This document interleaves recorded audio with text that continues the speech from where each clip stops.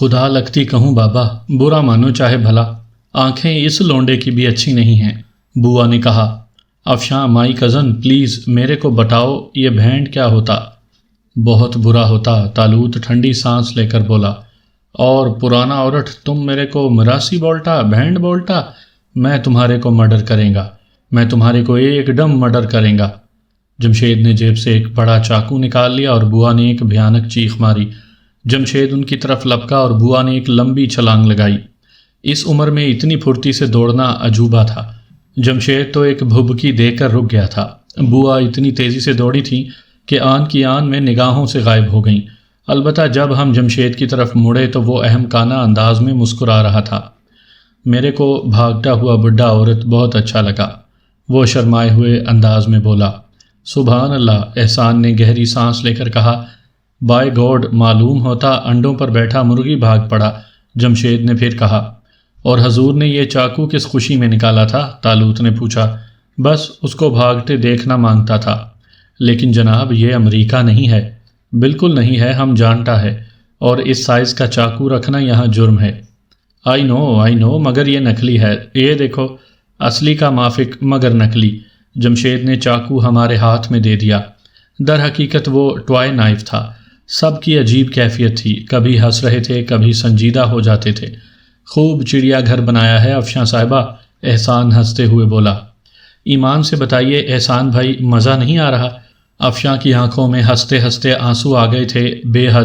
ارے آئیے اس بیچارے کی حالت تو دیکھیں۔ تصدق کی؟ میں نے پوچھا۔ ہاں، افشاں نے جواب دیا اور ہم تصدق کی تلاش میں چل پڑے۔ تصدق نواب جلال الدین کے کمرے میں ملا۔ عجیب سی شکل بنائے بیٹھا تھا اور نواب صاحب اسے سمجھا رہے تھے۔ ہمیں دیکھ کر وہ سنبھل گئے۔ بھائی کیا قصہ تھا، تم ہی کچھ بتاؤ۔ پتہ نہیں ابو، تصدق صاحب کیا بتاتے ہیں، سیمی نے کہا۔ اس بیچارے کو تو کچھ معلوم نہیں، بوا نے اسے کیوں مارا؟ نواب صاحب بولے۔ کمال ہے، ادھر بوا کچھ نہیں جانتی۔ بوا کافی ضعیف ہو گئی ہیں، مجھے ان کی دماغی صحت پر شبہ ہونے لگا ہے۔ تم انہیں سمجھا دو سیمی، ورنہ مجھے ان کے ساتھ سخت سلوک کرنا پڑے گا۔ آئی ایم سوری تصدق، تم اس بات کو ٹال دو۔ میں اب یہاں کس منہ سے رہوں گا جناب، میں شرمندہ ہوں، مجھے معاف کر دیں، اب میں یہاں نہیں رہوں گا۔ بس ایک بار تصدق ڈیئر، میری وجہ سے معاف کر دو۔ سیمی، بوا کو میرے پاس بھیج دو، بلکہ اسی وقت بلاؤ، نواب صاحب نے کہا۔ میں بلا کر لاتی ہوں، سیمی نے کہا۔ نہیں، براہ کرم رہنے دیں، میں آپ کے حکم کی تعمیل کروں گا، تصدق نے گھبرا کر اٹھتے ہوئے کہا، اور پھر وہ تیزی سے باہر نکل گیا۔ نواب صاحب نے اسے روکا نہیں تھا، پھر وہ آہستہ سے بولے، کوئی گھپلا ضرور ہے۔ تصدق خود بھی بوا کے سامنے نہیں رکنا چاہتا۔ بہرحال بوا کو اس حد تک نہیں جانا چاہیے تھا۔ بھائی تم میں سے تو کسی نے شرارت نہیں کی ہے؟ نواب صاحب مسکرا کر بولے، لیکن کسی نے کوئی جواب نہ دیا۔ پھر سب نواب صاحب کے کمرے سے نکل آئے۔ پورا دن دلچسپ ہنگاموں میں گزرا تھا۔ رات کو میں اور طالوت تنہا ہوئے تو طالوت نے پوچھ ہی ڈالا، یار یہ بڑی بی نے تصدق کی اس طرح پٹائی کیوں کر ڈالی؟ سمجھ میں نہیں آیا۔ گڑبڑ ہو گئی تھی طالوت، میں نے کہا۔ کیا مطلب؟ اور میں نے طالوت کو تفصیل بتا دی۔ طالوت خوب ہنسا تھا۔ خیر کوئی بڑی بات نہیں تھی، لیکن تم نے مجھے بھی نہیں بتایا تھا، جو کوئی کاروائی کر لیتا، اگر بڑی بھی بتا دیتی تو۔ ہاں یار، میری تو روح فنا ہو گئی تھی، میں نے کان پکڑتے ہوئے کہا۔ مگر عارف، یہ جمشید ذہن میں اٹک رہا ہے۔ کیا مطلب؟ اس آدمی کے بارے میں فیصلہ کرو۔ میں نہیں سمجھا طالوت، یہ کیا شے ہے؟ کوئی دماغی کیس، میں نے جواب دیا۔ نہ جانے کیوں عارف، بعض اوقات یہ شخص مجھے کافی ذہین لگتا ہے، طالوت پرخیال انداز میں بولا۔ ذہین؟ میں ہنس پڑا۔ ہنسو نہیں، کیا اس کی کیفیت میں ایک انوکھا پن محسوس نہیں ہوتا؟ مگر کیسا انوکھا پن میری جان، میں تو نہیں تلاش کر پایا۔ بس دل اندر سے کہتا ہے کوئی گڑبڑ ضرور ہے۔ اس کی آنکھوں سے شوخی ٹپکتی ہے اور اس کی حرکتوں میں ایک باقاعدہ سی شرارت ہوتی ہے۔ اگر وہ بے حد چالاک اور مضبوط اعصاب کا مالک نہیں ہے تو پھر میرے لیے بہت عجیب ہے۔ چالاک؟ مضبوط اعصاب کا مالک؟ ہاں، وہ الٹا کھڑا تھا، میں نے اسے معلق کر دیا، لیکن وہ صرف چند سیکنڈ اضطراب میں مبتلا رہا اور پھر پرسکون ہو گیا۔ معمولی بات نہیں تھی عارف، اس حیرت انگیز بات پر اسے پریشان ہو جانا چاہیے تھا، لیکن طالوت، اس طرح پرسکون ہو جانا اس کے ذہنی عدم توازن کی دلیل بھی تو ہو سکتی ہے۔ تم غسل خانے والا واقعہ بھول گئے ہو؟ نہیں، میں نہیں بھولا، میں نے اس کے جسم میں پورا پن اتار دیا تھا، لیکن وہ بے ہوش ہی تھا، اور اسی بات پر میں نے اسے معصوم قرار دیا تھا۔ پھر اور کوئی بات ہوئی؟ ہاں۔ کیا؟ میں نے تعجب سے پوچھا۔ چاقو والی بات۔ تمہاری شرارت سے بڑی بی نے تصدق کی پٹائی کر دی۔ تم یا کوئی اور جمشید کے سلسلے میں بھی کوئی شرارت کر سکتا تھا، لیکن اب بڑی بی کی ہمت نہیں پڑ سکتی کہ وہ جمشید کے ساتھ کوئی برا سلوک کریں۔ اوہ، تم بہت گہرائی میں سوچ رہے ہو طالوت۔ ہاں، میرا خیال تھا۔ بظاہر ایسی بات نظر نہیں آتی، لیکن اگر کوئی گڑبڑ ہے تو بہرحال ہم سے کہاں چھپ سکے گا وہ۔ ہاں ٹھیک ہے، میں نے سوچا تھا، لیکن پن والی بات مصنوعی نہیں تھی، طالوت نے کہا۔ یقیناً اس کے بدن میں جنبش بھی نہیں ہوئی تھی۔ بہرحال چھوڑو، ویسے تنویر صاحب کی کوٹھی ایک دم دلچسپ تفریحات کا مرکز بن گئی ہے، لیکن اس کے باوجود بھائی شمشیر کو نظر انداز کرنا مناسب نہیں ہوگا۔ او ہاں، اب کیا پروگرام ہے؟ میں نے کہا۔ کاروبار۔ میں چاہتا ہوں کہ آئندہ چند روز میں کام شروع ہو جائے۔ ٹھیک ہے، عمارت میں کام مکمل ہو گیا، اس میں کون سی دیر لگے گی؟ میرا خیال ہے کام مکمل ہو جانا چاہیے، طالوت نے کہا، اور میں گردن ہلانے لگا۔ دیر تک ہم بڑی بی اور تصدق کے معاملے پر ہنستے رہے، پھر طالوت نے موضوع بدل دیا۔ اب تم افشاں کی بات سناؤ۔ افشاں؟ میں نے گہری سانس لی۔ ہاں، میری نظر کمزور نہیں ہے، بات بہت آگے ہو رہی ہے، طالوت شرارت سے مسکراتے ہوئے بولا۔ میں اس سے انکار نہیں کروں گا طالوت، بات واقعی بہت آگے ہو گئی ہے، تم یقین کرو بعض اوقات تو میں پریشان ہونے لگتا ہوں۔ میں نے کہا۔ کیوں؟ پریشانی کی کیا بات ہے؟ طالوت نے چونک کر پوچھا۔ بہت سی باتیں طالوت، گو تم نے حق دوستی کی انتہا کر دی ہے، یعنی اپنے ہی شہر میں سرخرو ہو گیا ہوں، اب میرے وطن والوں کو مجھ پر شبہ نہیں رہا، اور میں باعزت لوگوں میں شمار ہونے لگا ہوں، لیکن ضمیر کبھی کبھی حقیقت کا احساس دلاتا ہے۔ اس وقت سوچنے لگتا ہوں کہ اگر کبھی لوگوں کے سامنے حقیقت کھل گئی تو کیا ہوگا؟ خودکشی کر لینا کون سی بڑی بات ہے؟ طالوت نے بڑے سکون سے کہا۔ ہیں؟ میرے منہ سے حیرت زدہ آواز نکلی۔ کیوں، مرنا نہیں ہے کبھی؟ بات کھل جائے تو کن پٹی پر پستول رکھ کر گولی مار لینا۔ طالوت، تم مذاق کر رہے ہو، لیکن اجی لعنت ہے مذاق کرنے والے پر عارف، تم در حقیقت ایک بزدل انسان ہو، مستقبل کے وسوسوں میں پھنسے رہنے والے، اور ایسے لوگ زیادہ دانشمند نہیں ہوتے، مستقبل کی فکر میں ہم اپنا حال خراب کرتے رہتے ہیں۔ احمق انسان، اس وقت تمہارے سر پر کون سوار ہے؟ چاروں طرف سے پرسکون ہو، اب اور کیا چاہتے ہو؟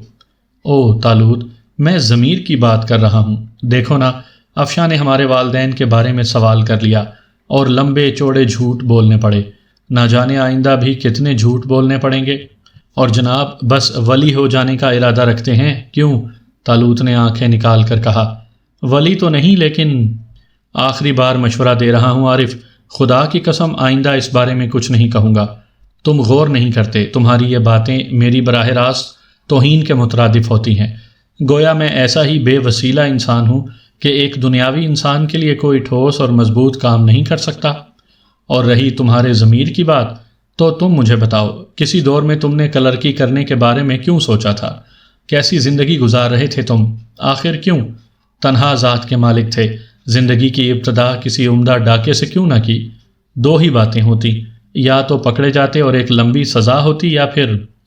ٹھیک کہہ رہے ہو طالوت، میں نے مزمحل سی آواز میں کہا۔ حالات نے تمہیں اس طرف دھکیلا تھا، اس لیے ضمیر کی تکلیف کا سوال ہی نہیں پیدا ہوتا۔ یار طالوت، تم در حقیقت عمدہ دوست ہو۔ جی نہیں، احمق ہوں، اور اپنی اس بکواس سے اگر آپ افشاں کا ذکر گول کرنا چاہتے ہیں تو اس میں کامیاب نہیں ہوں گے، بے فکر رہیں، طالوت نے کہا، اور میں ہنس پڑا۔ نہیں میری جان، میں اس کا ذکر گول نہیں کروں گا، تم سے نہیں کہوں گا تو کس سے کہوں گا دل کی بات؟ تو پھر کہہ ڈالیے نا، طالوت نے مسخرے پن سے کہا۔ یار یہ لڑکی بڑی پراسرار قوتوں کی مالکہ ہے، ماشاء اللہ، عبرانہ ہے اس کا نام۔ نہیں طالوت، مذاق نہیں، بے حد باہمت ہے، انتہائی ٹھوس کردار کی مالک۔ یقین کرو ان حالات میں بزدل انسان نہیں ہوں، شیکر کے ساتھ گزاری ہوئی زندگی تمہارے علم میں ہے، اس کے علاوہ بھی تمہیں معلوم ہے کہ بہت سی عورتیں میری زندگی میں آ چکی ہیں، لیکن افشاں ان میں سب سے الگ ہے۔ اوہ سبحان اللہ، کیوں نہ ہو، میری راج ہنس کی ہم شکل ہے، طالوت نے مسخرے پن سے کہا۔ وہ کھل کر میدان میں آ گئی ہے۔ میں نے افشاں کی باغ والی ملاقات اور اس کی گفتگو کی تفصیل طالوت کو بتائی اور طالوت بڑی دلچسپی سے سنتا رہا۔ میرے خاموش ہونے کے بعد اس نے کہا، میرا بھی اس لڑکی کے بارے میں یہی خیال تھا۔ وہ صاحب کردار ہے، بس عارف کسی مناسب وقت اس کے سلسلے میں کام ہو جانا چاہیے۔ میں اسے اپنی بھابھی بنانے کے لیے بے چین ہوں۔ ہمیں مناسب وقت کا انتظار کرنا ہوگا۔ ہاں بھائی، اور پھر تم اپنے پیروں پر تو کھڑے ہو جاؤ، 4 پیسے تو کما لو، اس کے بعد ہی سارے کام ہو سکیں گے۔ طالوت نے بوڑھوں کے سے انداز میں کہا اور میں ہنس پڑا۔ ہنسنے کی بات نہیں، طالوت بولا، ہمیں سنجیدگی سے جلد از جلد اپنا کام شروع کرنا چاہیے۔ تو میں نے کب منع کیا ہے؟ بس کل ضروری ہدایات جاری کر دیں گے۔ کام قالینوں کا ہی ہوگا، 100%۔ ویسے راسم نے پوری دنیا میں آرڈرز دے ڈالے ہیں، مال پہنچنے والا ہوگا۔ شمشیر الدولہ کی چھٹی؟ ہاں، مقابلہ تو اسی سے ہے، بیچارہ۔ میں نے کہا، بیچارہ؟ طالوت آنکھیں نکال کر بولا، ارے اسے تو ایسی جگہ مارا جائے جہاں پانی بھی نہ ہو۔ ہاں، ایک خیال میرے ذہن میں آیا ہے۔ وہ کیا؟ کیوں نہ ہم تنویر سے کہہ کر تصدق کو مانگ لے؟ کیا مطلب؟ کام کا آدمی ہے یار، اور پھر اس کے ساتھ زیادتی بھی ہوئی ہے، اس کی تلافی اس کی حیثیت بدل کر کی جا سکتی ہے۔ مجھے کوئی اعتراض نہیں ہے، کل بات کر لیں گے، طالوت نے کہا اور سونے کے لیے کروٹ بدل لی۔ اے مسٹر، ایسے نہیں سونے دوں گا۔ میں نے کہا، کیا مطلب؟ جوابی کارروائی۔ مجھے شکیلہ کے بارے میں بتاؤ۔ ارے اپنی راج ہنس کی کیا بات ہے، بس ہم دونوں یک جان 2 قالب ہو چکے ہیں۔ ذہنی طور پر ہم نے ایک دوسرے کو پوری طرح قبول کر لیا ہے، مذہبی طور پر بھی یکجا ہو جائیں گے۔ بس ذرا گھر والوں کو ہموار کر لوں۔ بڑی خوشی ہوتی ہے طالوت یہ سب کچھ سوچ کر۔ بس اب تم اپنی افشاں کو اور میں اپنی راج ہنس کو آنکھوں میں بسا کر سو جائیں، صبح ملاقات ہوگی۔ طالوت نے کہا اور آنکھیں بند کر لیں۔ میں نے بھی مستقبل کے خواب آنکھوں میں سجائے اور سو گیا۔ دوسری صبح حسب معمول خوشگوار تھی۔ تنویر صاحب کی عظیم الشان کوٹھی ہنگاموں کا مرکز تھی۔ اتنے سارے لوگ جمع ہو گئے تھے، جس قدر بھی دلچسپیاں ہوتی کم تھیں، خاص طور سے بوا اور جمشید۔ جمشید آج نہایت سنجیدہ تھا، اور لطف کی بات یہ کہ اس کا گٹار بھی آج ناشتے کے کمرے میں اس کے ساتھ نہیں تھا۔ اس بارے میں نواب جلال الدین نے پوچھ ہی لیا، جمشید میاں تمہارا گٹار کہاں ہے؟ کمرے میں چھوڑ آیا ہوں انکل، میں نے محسوس کیا ہے کہ ادھر میرے گٹار کا کوئی دردان نہیں ہے۔ آپ لوگ میرے کو معاف بولو، میوزک سے بہت دور ہے۔ ہاں یہ تو حقیقت ہے، ہم سروں میں کھونے کے عادی نہیں ہیں، نواب صاحب بولے۔ او انکل، سروں کا انسلٹ مت کرو، سر آسمان سے اترتے ہیں، ہم تو روح کے رشتے کو بھول نہیں سکتے۔ تاروں کا رشتہ براہ راست روح سے ہوتا ہے، مگر آپ چھوڑو، تم نے کسی دن گٹار سنایا بھی تو نہیں ہے۔ تنویر صاحب بولے، کیا سنائے انکل، جب تک کا دردان نہ ہو کیا فائدہ؟ میرا خیال ہے آج شام کو جمشید بھائی سے گٹار سنا جائے، افشاں نے کہا۔ ہاں بھائی، دیکھیں تو شاداب نے بیٹے کو کیا فن دیا ہے، تنویر صاحب بولے، اور بڑی ماں نے ناشتے سے ہاتھ روک لیا۔ انہوں نے خاموش نگاہوں سے شوہر کو دیکھا، اور اچانک ہی تنویر صاحب کو احساس ہو گیا، وہ بوکھلا گئے۔ لیکن براہ راست بیگم کو مخاطب کرنے کے بجائے انہوں نے دوسرے طریقے سے معاملہ ہموار کرنا چاہا۔ جمشید میاں، تم نے پڑھا کہاں تک بیٹے؟ جہاں تک پڑھایا جا سکا انکل، مگر مجھے میوزک سے عشق تھا۔ اچھی بات ہے بیٹے، لیکن عملی زندگی بھی ضروری ہے۔ ابھی تک تم نے عملی زندگی کے لیے کیا کیا؟ مستقبل میں کیا کرنے کا ارادہ ہے؟ تنویر صاحب گھبرا گئے تھے اور چور نگاہوں سے بیگم کو دیکھ رہے تھے۔ زندگی کسی کے لیے کیا کرتا ہے انکل، جو زندگی کے لیے کچھ کیا جائے؟ مجھے اس بے وفا چیز سے کوئی دلچسپی نہیں ہے، جمشید نے جواب دیا، اور اس انوکھے جواب پر سب چونک پڑے۔ اوہ کیا خوب، یعنی کیا مطلب ہے تمہارا؟ نواب جلال الدین دلچسپی سے بولے، زندگی کسی کا بات نہیں سنتا، زندگی کسی کا تابع نہیں، پھر زندگی کا تابع کیوں ہوا جائے؟ آپ میرا مطلب سمجھو انکل، جب یہ اپنی مرضی سے آتا ہے، اپنی مرضی سے جاتا ہے، تو پھر ہم اس سے تعاون کیوں کرے؟ لیکن اس کے باوجود تم اس کے لیے اہتمام کرتے ہو، تنویر صاحب بولے، اور جلدی سے ایک پلیٹ بڑی ماں کی طرف بڑھاتے ہوئے کہا، بیگم آپ نے یہ تو لیا ہی نہیں۔ اور ان کی گفتگو نے بڑی ماں کو کسی قدر مطمئن کر دیا تھا، اس لیے انہوں نے انکار نہ کیا۔ اہتمام نہیں انکل، اس کا بے قدری دیکھو، ہم اس کے لیے کچھ نہیں کیا، ہم پیٹ بھرتا ہے، گٹار بجاتا ہے اور مست ہو جاتا ہے۔ انوکھی منطق ہے، واللہ ذہن کو الجھا دینے والی، نواب جلال الدین بولے۔ بہرحال بیٹے، تمہارا خیال درست ہے، لیکن پھر بھی سانسوں کو خراج دینا ہوتا ہے۔ یورپ بلکہ مغرب زندگی سے بھٹک رہا ہے، وہ حقیقتوں کی تلاش میں گمراہی کی طرف جا رہا ہے۔ تم مشرق کے بیٹے ہو، وہاں رہ کر بھی اپنی تہذیب کا خیال رکھو۔ تنویر صاحب بولے اور جمشید کھاتا رہا۔ ناشتہ ختم ہو گیا اور سب ناشتے کے کمرے سے اٹھ گئے۔ تب میں نے تنویر صاحب سے کہا، تنویر صاحب، آج ہم لوگ اپنے شو روم کا جائزہ لینا چاہتے ہیں۔ میرا خیال ہے ہمارا کام مکمل ہو چکا ہے۔ او سائم میاں، واقعی آپ لوگ اس معاملے میں اس قدر سنجیدہ ہیں؟ ہاں انکل، ہم کام کر چکے ہیں، بہت سے ممالک کو قالینوں کا آرڈر بھی دیا جا چکا ہے۔ کمال ہے، اور یہ کام تم کس وقت کرتے ہو؟ فی الحال تو ہمارے چند کارندے یہ کام کر رہے ہیں، اب ہم بھی توجہ دیں گے، لیکن آپ سے ایک درخواست ہے۔ ہاں ہاں کہو، میں بھی پورے طور سے تمہارے کام آنا چاہتا ہوں، میرے سپرد بھی کوئی خدمت کرو، بس آپ کی سرپرستی کی ضرورت ہوگی۔ فی الحال اگر پسند کریں تو تصدق ہمیں دے دیں۔ تصدق؟ تنویر صاحب تعجب سے بولے۔ ہاں، ہم اسے انتظامی امور سونپیں گے، اگر وہ تیار ہو تو ہمیں اعتراض نہیں ہے، میں بات کر لوں گا، میں نے کہا، اور تنویر صاحب نے گردن ہلا دی۔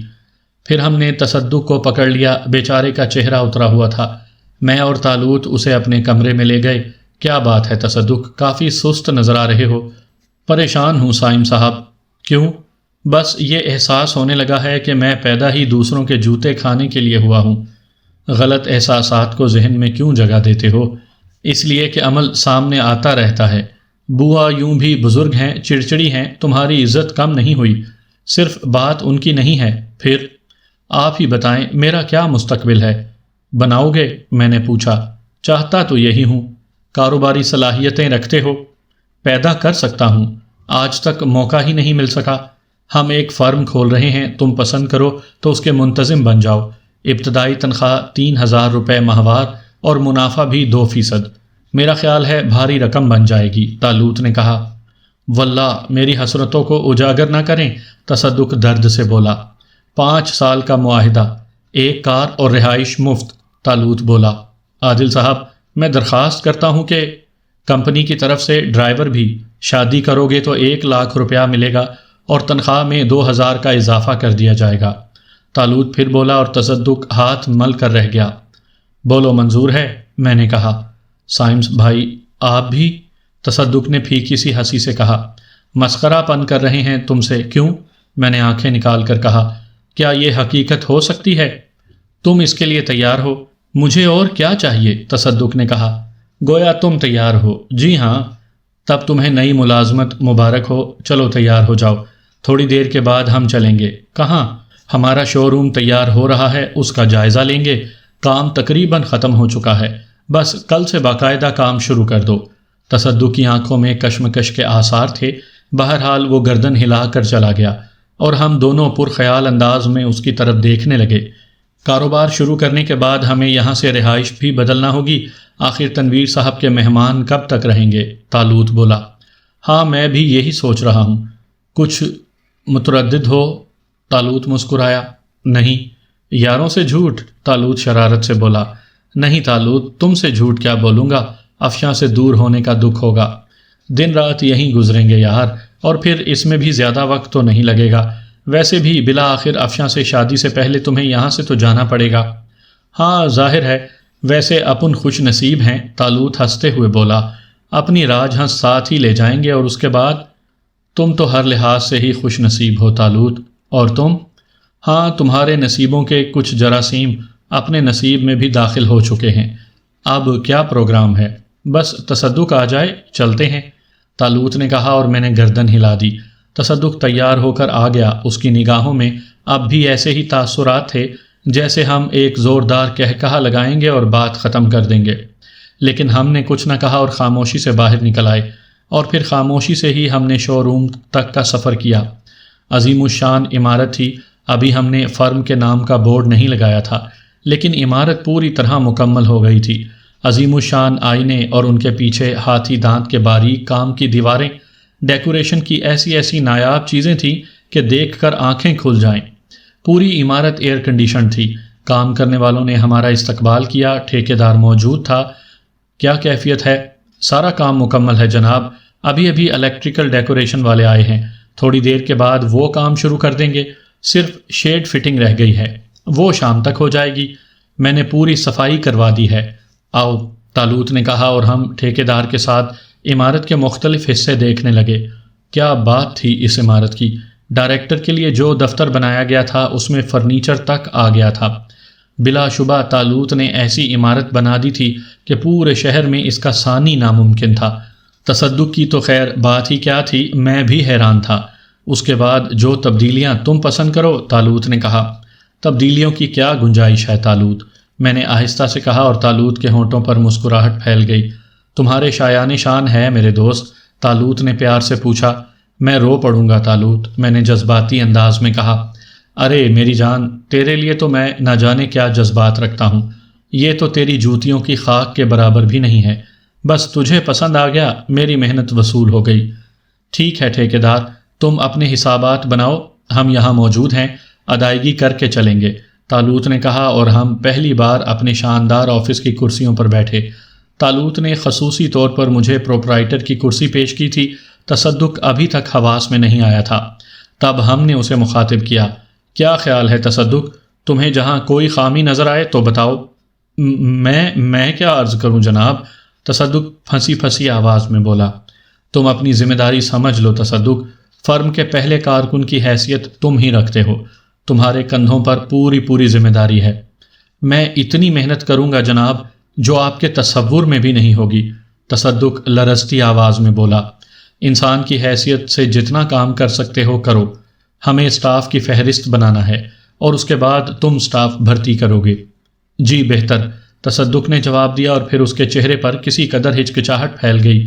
کیوں تصدق، کچھ کہنا چاہتے ہو؟ جی، کیا بات ہے؟ تنویر صاحب اس سلسلے میں اجازت دے دیں گے؟ تمہارے بارے میں؟ ہاں، ان سے اجازت لے لی جائے گی، تم فکر مت کرو۔ کاروبار کی نوعیت سمجھ لو، فی الحال ہم دنیا کے بہت سے ممالک سے قالین درآمد کر رہے ہیں، لیکن بہت جلد ہم ماہرین کی نگرانی میں اپنے کارخانے لگوائیں گے۔ سامنے ہی شمشیر لمیٹڈ ہے، ہمارا مقابلہ اس سے ہے۔ ملک بھر کی کمپنیوں، تجارتی فرموں، بینکوں، سفارت خانوں اور ایسی تمام جگہوں پر ہمارے ڈیزائنوں کی کتابیں پہنچ جانی چاہیے جو قالین استعمال کرتی ہیں۔ قیمتیں کم سے کم رکھی جائیں اور ہر قیمت پر سپلائی قبول کر لی جائے۔ شمشیر لمیٹڈ کو بالکل ڈاؤن کرنا ہے، نقصان کی فکر نہ کی جائے۔ اس کے علاوہ فرم کی پبلسٹی کے لیے ملک کی بہت بڑی ایڈورٹائزنگ کمپنی سے رابطہ قائم کرو، پبلسٹی کے سارے ذرائع پر اخراجات کیے جائیں۔ تو میرا مقصد سمجھ گئے ہو تصدق، کہیں کوئی فیلڈ ایسی نہ چھوڑی جائے جو اس کے لیے ضروری ہو، اور اخراجات کی کوئی پرواہ نہ کی جائے۔ آپ دیکھیں گے جناب، میں نہایت خوش اسلوبی سے یہ سارے کام انجام دوں گا، تصدق نے خوشی سے ہاتھ ملتے ہوئے کہا۔ بس ہم یہی چاہتے ہیں، کیا خیال ہے چلا جائے؟ چلو، طالوت نے کہا، اور ہم لوگ عمارت سے نکل آئے۔ تصدق کی کیفیت عجیب سی ہو رہی تھی، اس کے وہم و گمان میں بھی نہیں تھا کہ جو ہم کہہ رہے ہیں وہ ایک ٹھوس حقیقت ہے۔ اس کے لیے ابھی بہت ساری چیزوں کی خریداری کرنا ہوگی، مثلا تصدق کے لیے کار، اپنے لیے مکانات وغیرہ وغیرہ۔ راستے میں طالوت نے کہا۔ میں دفتر کب سے آنا شروع کر دوں جناب؟ تصدق نے پوچھا۔ بس تصدق، اب یہ سارے معاملات تمہارے ذمہ ہیں، بہت جلد ہم افتتاح کریں گے، سارے کام جس قدر مکمل کر سکتے ہو کر لو۔ کل تمہارے نام سے اکاؤنٹ کھل جائے گا جہاں سے تم اخراجات پورے کر سکتے ہو۔ بہت بہتر جناب، تصدق نے جواب دیا۔ ویسے اس عمارت کے بارے میں تمہارا کیا خیال ہے؟ میں کیا عرض کر سکتا ہوں جناب، میں نے تو تصور بھی نہیں کیا تھا۔ کوئی خامی ہو تصدق تو تمہیں اسے درست کرنے کا اختیار ہے، اور ہاں، ابھی دوسرے لوگوں کو اس بارے میں تفصیلات نہیں معلوم ہونی چاہیے۔ بہت بہتر۔ تھوڑی دیر کے بعد ہم گھر واپس آ گئے، لنچ کا وقت ہو گیا، سب موجود تھے۔ ہماری غیر موجودگی میں اور کوئی دلچسپ واقعہ پیش نہیں آیا تھا۔ لنچ پر افشاں، شکیلہ، جمشید اور سیمی سب موجود تھے۔ بزرگ بھی تھے، اسی لیے کسی قدر سنجیدگی برقرار رہی۔ ویسے جمشید کی بے تکی باتیں اور بے تکی حرکتیں بدستور جاری تھیں، جس کی وجہ سے مسکراہٹیں جاگتی رہیں، لیکن بڑی اماں کے جذبات کا خیال کرتے ہوئے کسی نے کوئی تبصرہ نہیں کیا تھا۔ لنچ کے بعد سب باہر نکل آئے اور سب ہی ایک جگہ جمع ہو گئے۔ کہیے حضرات، کوئی خاص مسئلہ درپیش ہے؟ احسان نے کہا۔ ہاں احسان بھائی، افشاں نے کہا۔ کیا بات ہے؟ یوں لگتا ہے جیسے ذہن سنسان ہو گئے ہوں، معمولات میں کوئی تبدیلی ہی نہیں ہے۔ ہونی چاہیے، احسان نے گردن ہلاتے ہوئے کہا، لیکن کیا؟ افشاں بولی، یہ فیصلہ سب کریں گے، میں نے مسئلہ پیش کر دیا ہے، اب فیصلہ کیا جائے، کوئی پکنک ہو جائے۔ شکیلہ بولی، بالکل، طالوت نے تائید کی۔ اس کی نہیں ہو رہی عادل بھائی، دوسرے بھی ہیں۔ افشاں شرارت سے بولی، ارے ہاں سائم بھیا، جلدی سے کوئی تجویز پیش کرو، طالوت نے برجستہ کہا اور سب ہنس پڑے۔ افشاں نے جھینپنے کی کوشش نہیں کی تھی۔ بہرحال خاصی گرما گرم بحث کے بعد ایک پکنک طے ہو گئی، جس کے لیے تیسرا دن مقرر کیا گیا تھا۔ آج رات جمشید کے گٹار کا پروگرام رکھا گیا تھا اور پھر سب دوپہر کے آرام کے لیے اپنے کمروں میں چل پڑے۔ ٹھنڈا کمرہ بے حد پرسکون تھا۔ میں اور طالوت لباس تبدیل کر کے لیٹ گئے۔ دونوں ہی خاموش تھے، اپنے اپنے طور پر سوچ رہے تھے، لیکن دفعتاً خیالات کا طلسم ٹوٹ گیا۔ دروازے پر گٹار کی تڑنگ تڑنگ سنائی دی تھی۔ خدا خیر کرے، طالوت دروازے کی طرف دیکھ کر بولا۔ میں حاضر ہو سکتا ہوں؟ آواز جمشید کے علاوہ اور کس کی ہو سکتی تھی؟ میں نے جلدی سے دروازے پر پہنچ کر دروازہ کھول دیا۔ او ڈیئر جمشید، شاید تم غلط آ گئے، میں نے کہا۔ غلط؟ جمشید نے پہلے زمین اور پھر چھت کی طرف دیکھا۔ ہاں، کہاں جانا چاہتے تھے؟ یہاں، جمشید نے میرے کمرے کی طرف اشارہ کیا۔ اوہ، خوش آمدید، خوش آمدید، تشریف لائیے۔ میں پیچھے ہٹ گیا اور جمشید بمائے گٹار کے اندر تشریف لے آئے۔ طالوت اٹھ کر بیٹھ گیا تھا۔ سبحان اللہ، وہ آئے ہمارے کمرے میں، خدا کی قدرت، کبھی ہم ان کو اور کبھی ان کے گٹار کو دیکھتے ہیں، طالوت نے کہا۔ او ہاں، میں نے سوچا اکیلا کیا جاؤں، جمشید نے انکساری سے کہا۔ بڑا اچھا کیا دونوں آ گئے، تشریف رکھیے، طالوت نے اشارہ کیا اور جمشید ہوانکوں کی طرح ایک کرسی کی طرف بڑھ گیا۔ پھر اس نے بڑے احترام سے اپنا گٹار کرسی پر رکھ دیا اور خود اس کے نزدیک کھڑا ہو گیا۔ او ہو، آپ بھی تشریف رکھیے۔ او اچھا، شکریہ شکریہ، وہ خود بھی کرسی پر بیٹھ گیا۔ ہم دونوں ہی دلچسپی سے اس کی شکل دیکھ رہے تھے اور جمشید ہماری۔ یوں لگتا تھا جیسے وہ اپنی آمد کی وجہ بھول گیا ہو، کسی طور وہ کوئی چالاک شخص نظر نہیں آتا تھا، یوں لگتا تھا جیسے بس خبط الحواس ہو۔ اور سنائیے مسٹر جمشید، آپ تو طویل عرصے کے بعد امریکہ سے وطن آئے ہیں۔ ہاں، بہت طویل عرصے کے بعد، جمشید نے کہا۔ جب آپ یہاں سے گئے ہوں گے تو چھوٹے سے ہوں گے؟ ہی، بہت چھوٹے، بہت چھوٹے، جمشید نے ایک ہاتھ سے اشارہ کیا۔ خیر، اتنے چھوٹے بھی نہیں، کچھ بڑا کریں، طالوت نے کہا اور جمشید کا ہاتھ کچھ اوپر اٹھ گیا۔ اتنا ٹھیک ہے؟ تھوڑا سا اور، طالوت بولا اور جمشید نے برا سا منہ بنا کر تھوڑا سا ہاتھ اور اوپر اٹھا لیا۔ جمشید ڈیئر، طالوت بڑے پیار سے بولا، بس تھوڑے سے اور بڑے نہیں ہو سکتے؟ آئی ایم سوری، جمشید نے ذرا سا ہاتھ اور اوپر اٹھا لیا اور بولا، بس مسٹر، اس سے زیادہ نہیں ہو سکتا ہے۔ چلے گا چلے گا، طالوت نے رازدارانہ انداز میں مجھ سے پوچھا اور مجھے بے ساختہ ہنسی آ گئی۔ چلیے ٹھیک ہے مسٹر جمشید، آپ کو اتنا بڑا تسلیم کر لیا گیا، طالوت نے مطمئن ہو کر گردن ہلا دی۔ شکریہ شکریہ، جمشید نے خوش ہو کر کہا۔ یوں کہیے آپ نے امریکہ میں ہوش سنبھالا؟ ایک دم ایک دم، وہاں کی زندگی تو بڑی رنگین ہوگی، طالوت بولا۔ او 100% کلرفل لائف، ادھر لو کلر ڈریس پہنتا ہے اور پورا کنٹری میں کلرڈ مکان ہے اور رات کو چاروں طرف رنگین روشنیاں بکھر جاتا ہے، جمشید نے پرجوش لہجے میں کہا۔ اس کے علاوہ ادھر بالکل نہیں ہوتا، جمشید نے کہا۔ آپ نے اردو کہاں سیکھی؟ میں نے پوچھا۔ اپنا گھر میں، ممی ہمیشہ اردو بولتا، ہمیں اپنا مدر لینگویج بہت اچھا لگتا ہے۔ اور آپ کے والد؟ او مسٹر شیڈوب ہمیشہ انگلش بولتا، گھر میں ممی کے سامنے وہ اردو بولتا، تب بھی انگلش میں۔ ہم تو بہت اچھا اردو بولتا ہے، اتنا اچھا مسٹر شیڈوب نہیں بولتا۔ وہاں تو آپ کی لڑکیوں سے بھی دوستی ہوگی؟ طالوت نے پوچھ لیا اور جمشید کی حالت غیر ہو گئی، چہرے پر سرخی دوڑ گئی، آنکھوں میں شرم کے آثار ابھر آئے اور پھر اس نے نگاہیں نیچی کیے گردن نفی میں ہلا دی۔ کیا مطلب؟ امریکہ جیسے ملک میں آپ کی لڑکیوں سے دوستی نہیں تھی؟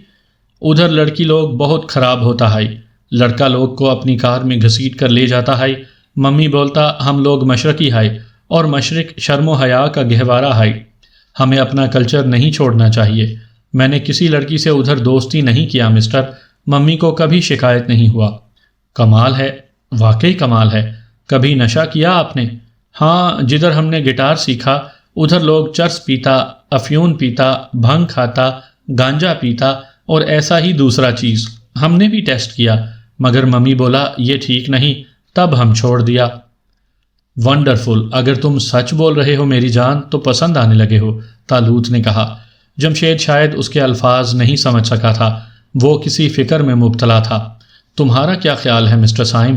طالوت نے مجھ سے پوچھا۔ شاید، میں نے گردن ہلا دی۔ ہم تمہاری کیا خدمت کر سکتے ہیں جمشید؟ طالوت نے پوچھا۔ آپ لوگ بس میرے کو اچھا لگتا ہے۔ ادھر میرے کئی دوست تھے، ادھر کوئی نہیں آئی۔ میرا ایک پرابلم ہے مگر میں ادھر کیسے بولوں؟ جمشید نے کہا۔ او، ہمیں بتاؤ، ہم بھی تمہارے دوست ہیں، طالوت بولا۔ سچ بولتا ہے؟ جمشید خوش ہو کر بولا۔ بالکل سچ، بتاؤ کیا پرابلم ہے؟ میں تمہارے کو اپنا ہارٹ کا بات بتائیں گا، پلیز تم ہمارا ہیلپ کرو۔ ضرور بتاؤ mister شیڈپ، I main my father ایک دم جھوٹ ہے، پکا والا جھوٹ۔ ادھر امریکہ میں رہ کر بھی وہ رسی والا چارپائی پر سوتا ہے، گھر کا فرنیچر ہمیشہ پرانا خریدتا ہے، اس کا بس نہیں چلتا ورنہ وہ کھانے کا واسطے بھی ہوٹلوں کا بچا ہوا کھانا اٹھا لائے، وہ بہت لالچی ہے۔ اوہ، طالوت نے معنی خیز انداز میں گردن ہلائی۔ ادھر امریکہ میں بھی ہمارے ملک کا لوگ ہے مگر ان کا فادر سے دوستی نہیں ہے، وہ لوگ بھی اسے جھوٹ بولتا۔ اور پھر ہمارا ممی بولا ہم ینگ ہو گیا ہے، ہمارا شادی بناؤ، بٹ ادھر کا لوگ مسٹر شیڈوپ کو اچھی طرح جانتا، ممی امریکن لڑکی لوگ سے شادی نہیں مانگتا۔ تب مسٹر شیڈوپ ہمارے کو بولا کہ اپنے ملک جاؤ، ادھر ہمارا آنٹی ہے، انکل ہے اور ان کا لڑکی ہے، اس کو لو بناؤ، اور اگر وہ ہمارے کو لو نہیں کرے تو دوسرا کسی لڑکی سے لو بناؤ، میرج کرو اور بہت سا دولت لے کر ادھر آ جاؤ، یہ ٹھیک ہے۔ اوہ، تم اس لیے آئے ہو جمشید؟ ہاں مسٹر، آپ سائم، آپ عادل، اس نے ہم دونوں سے کہا۔ طالوت نے گردن ہلائی۔ پھر تم نے کیا فیصلہ کیا؟ میں نے کبھی لو نہیں بنایا مسٹر، میرا سمجھ میں نہیں آتا کیا کروں۔ تم لڑکی کی آنٹی سے عشق کرنا چاہتے ہو؟ اوہ، شکریہ، میرے کو عشق نہیں آ رہا تھا۔ بالکل ٹھیک، مگر مسٹر سائم، ادھر تو کئی لڑکی لوگ ہیں، میں کس سے عشق بناؤں؟ تمہیں کوئی پسند نہیں آئی؟ نہیں، یہ بات نہیں، ادھر تو سب پسند آئے، ان میں سے کسی ایک کا انتخاب کر لو۔ مگر کس کا؟ یہ فیصلہ تو تمہیں کرنا چاہیے۔ دیکھو مسٹر، ہم کمرشل عشق کرے گا، ہمارا پرسنل بات نہیں ہے، پلیز تم ہمارے کو گائیڈ کرو۔ ابے، یعنی یہ مشورہ بھی ہم ہی دیں کہ تم کس سے عشق کرو؟